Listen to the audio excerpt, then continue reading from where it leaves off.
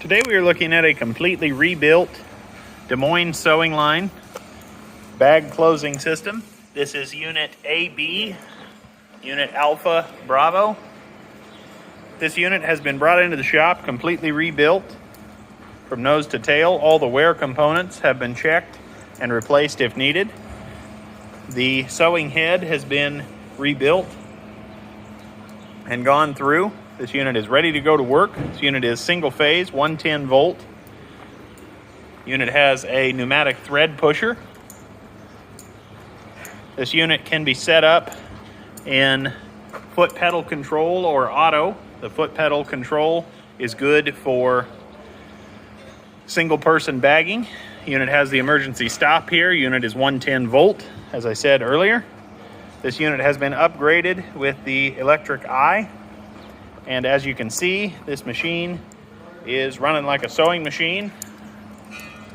It's chaining like a machine gun. We're going to demonstrate this unit for you. As you can see, it's already ran through several times. Turn this to auto. That makes the belt conveyor run continuously. The foot pedal acts as a gas pedal or an activation pedal for the belt conveyor if you're in the single person stitching mode.